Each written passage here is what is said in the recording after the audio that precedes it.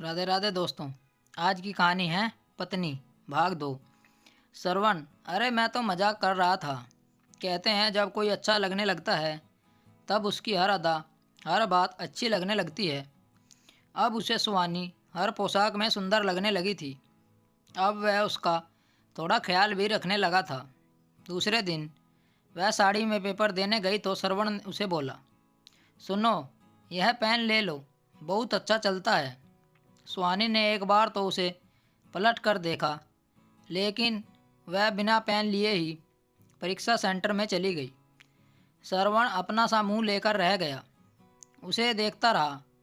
उसके लिए वह बहुत सी दुकानें घूमकर इतना अच्छा पेन ढूंढ कर लाया था, मगर फिर श्रवण ने सोचा कि उसकी नाराज़गी भी जायज़ है। एक रात वह बेड पर खींची गई लक्ष्मण रेखा को लांग गया। जानबूझकर अपने पैर सुहानी के हिस्से में जो बेड था उस पर करके सो गया।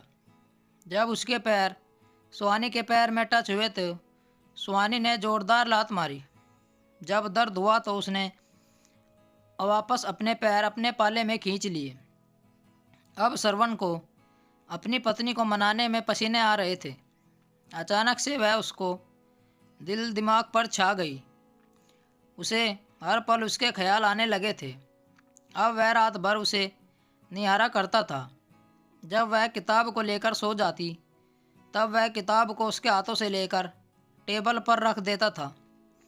एक रात वह सुहानी के लिए चुपके से मिठाई लाया।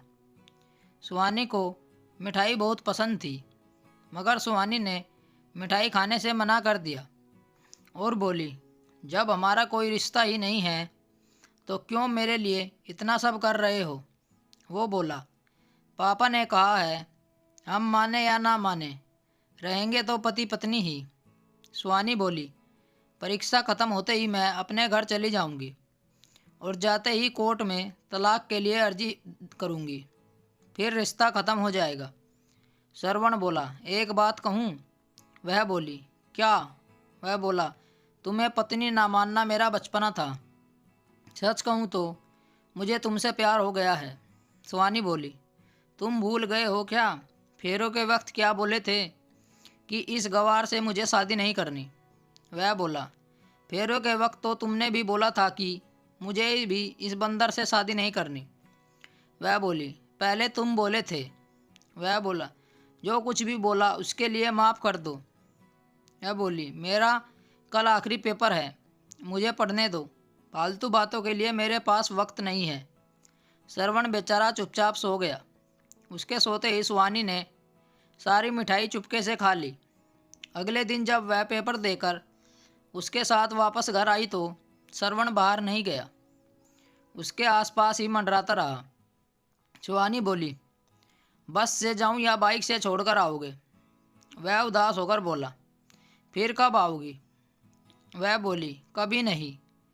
फिर वह नहाने चली गई। श्रवण मुंह लटकाए वहीं बैठा रहा। श्रवण के अंदर ही अंदर बहुत बुरा लग रहा था। उसे लग रहा था जैसे सचमुच ही सुहानी से उसकी यह आखिरी मुलाकात है, इसके बाद शायद ही मिलना हो। सुहानी ने नहाकर शादी का जोड़ा पहन लिया, फिर शीशे के सामने बैठकर श्रृंगार करने लगी। श्रवण कमरे से बाहर चला गया था। बाहर उसे भाभी दिखी। वह बोला, भाभी, सुहानी को कहूँ ना आज ना जाए। भाभी बोली, जब पति उसे पत्नी मानने से इनकार कर रहा है तब वह कैसे रुकेगी। श्रवण बोला, भाभी, अब मैं बिल्कुल बदल गया हूँ, सुहानी से अपने लिए माफ़ी मांग चुका हूँ। भाभी मुस्कुराकर बोली, तब तो आप ही खुद उसे रोको देवर जी, वह आपके कहने पर ही रुकेगी। श्रवण मायूस होकर बोला, वह मेरी कोई बात नहीं मान रही। भाभी बोली, भाई वो आपकी पत्नी है तो नखरे तो दिखाएगी, उसके नखरे को नज़रअंदाज करो और प्यार से मनाओ तो शायद मान जाए। श्रवण बेचारा ये सब नहीं जानता था, उसे कुछ समझ नहीं आ रहा था। भाभी बोली, ठीक है, आज मैं उसे रोक लेती हूँ, आप बाजार जाकर यह पूजा का सामान ले आइए। श्रवण बाजार से सामान ले आया तो शाम को सुहानी और श्रवण ने जोड़े से देवी माँ की पूजा की।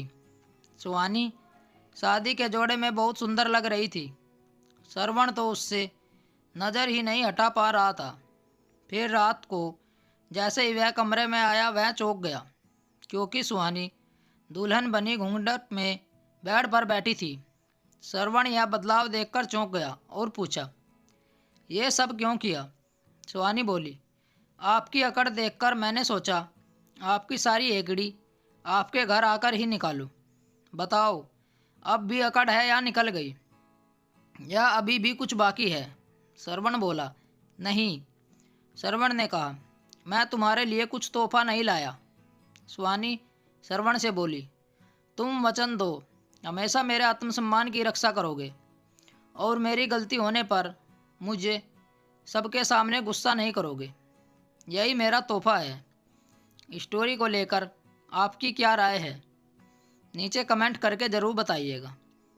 ऐसी ही और बेहतरीन कहानियों के लिए हमारे चैनल को ज़रूर सब्सक्राइब करें। मिलते हैं आपसे एक और नई कहानी के साथ।